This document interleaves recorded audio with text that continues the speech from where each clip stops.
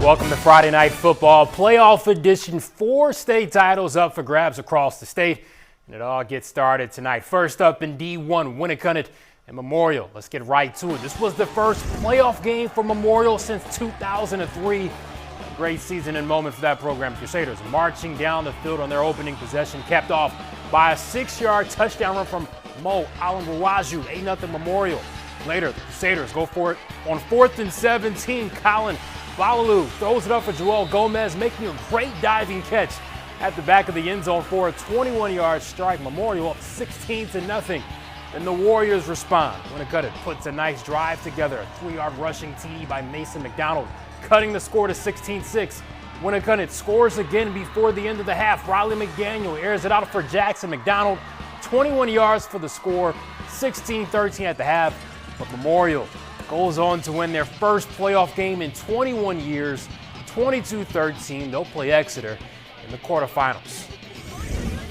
That's at the Amherst now, where Bishop Girton and Nashua South went at it. Here's BG trying to make a comeback in the second half. Sophomore Nathan Bowen with Sam Fayard for a touchdown. I made it 46-26. South's offense, though, was lighting it up. Junior Samuel Levine takes the handoff and scores, put up 6 more on the board. They weren't done. Another junior, Bruno Gonzalez, taking the handoff, and he finds his way up the field. He will not be touched. The Purple Panthers roll to a 59-26 W. Next up for them is Londonderry. Next up, we have Windham and Salem. Windham at the goal line. Michael Gurley finishing off the drive. Salem led 7-6, so the Jags go for the 2-point conversion, and they get it. 8-7 ball game in the third. Salem trying to make something happen. Kevin Tedisco Jr. with a nice run, but he stopped just shy of the end zone, ending up being a crucial defensive play because Windham wins a close one, 8-7 the final. So the Jaguars will play Pinkerton next for a spot in the semis. The Astros beat Merrimack 38-14. So just one more D1 game to be played. 8th seed Alvern hosting number 9 Concord at 1 o'clock Saturday. Broncos beat the Crimson Tide 30-14 in October. Alvern finishing the regular season at 6-3. Concord was 4-4. Winner of this game plays 2-time defending champ Bedford in the quarterfinals. The Bulldogs have the bye along with Exeter and Londonderry. Well, another amazing story from the season has been another Manchester team. West is back in the playoffs for the first time since 2007. The Blue Knights got to play Pelham. That's where we head now. The Pythons have won 4 straight championships, the last 2 in D2. Didn't take long for Pelham to make a statement. Opening kickoff is fielded by Justin Boland, and he goes to 70 yards to the house just like that. 7-0 Pythons. Still in the first quarter, Junior Mackin has been a machine, the leading rusher in D2, giving Pelham a 13-0 advantage. Pelham's Boland on the keeper. West Jerome Hinnart has other ideas. Nice defensive stop by the Blue Knights. But Boland would have his revenge, going 31 yards for his second touchdown of the night. An amazing turnaround season for West, but Pelham trying to win the 5th straight title, off to a great start. Pythons win 35-0. Pelham will play the winner of Trinity and Bow. Trinity is the 3rd seed. Pioneers moved up to D2 this season after winning the D3 crown last year.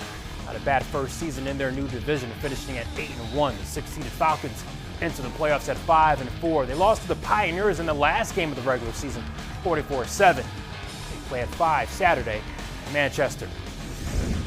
Continue our preview. Top seed Plymouth against number 8 Merrimack Valley. They play at 1 Saturday in Plymouth. The Bobcats are 9-0. They've just been dominating all season. They beat the Pride 48-32 last month. Merrimack Valley was 4-5 in the regular season. Plymouth, by the way, trying to win its first state title since a three-peat in 2018. The winner of that game will get the winner between number 4 Souhegan and number 5 John Stark. Both these squads had really good seasons. The Sabres were 7-2, while the Generals were 6-3. These teams played way back in September. Souhegan took it 45-14. It's a noon kickoff Saturday at Souhegan. Now let's look at D3. First, we have top seed Campbell and number 8 Somersworth. The Cougars won it all in 2022 before losing in the championship game last year to Trinity. Finished the season at 8-0. Somersworth won the last 3 D4 titles before moving up to D3. Toppers enter with a 3-5 record. They lost to Campbell 38-20 in September. The rematch is at Campbell at 11 a.m. Saturday. Something to follow. Campbell's Scott Hershberger's 365 yards away from the state career rushing record. On the same side of the bracket is number 4 Guilford and 5th seed Newport. Based off record, this is a pretty even matchup. They both finished the year with 5-3 records.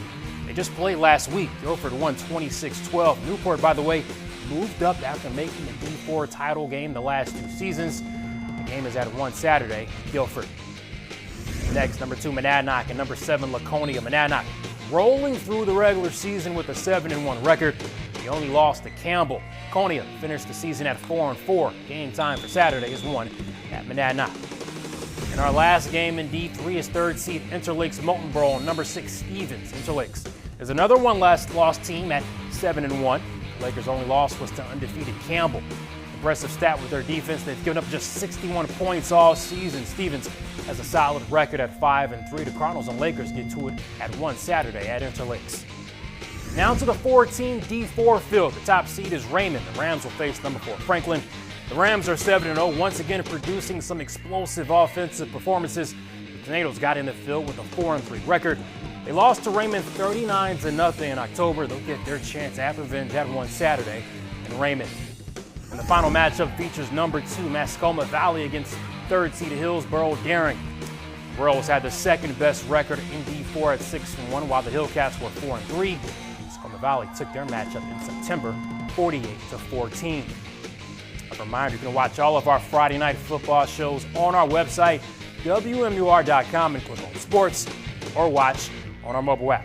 Sports Director Mike Corona here. Mike, just to put a bow on opening night of the playoffs, Memorial, just they continue their great season. Just unbelievable what they've been able to accomplish. The atmosphere was incredible there. In the cold, the rain, the wind, everyone turned out because it was such a big moment for them. 21 years since they've had a playoff game.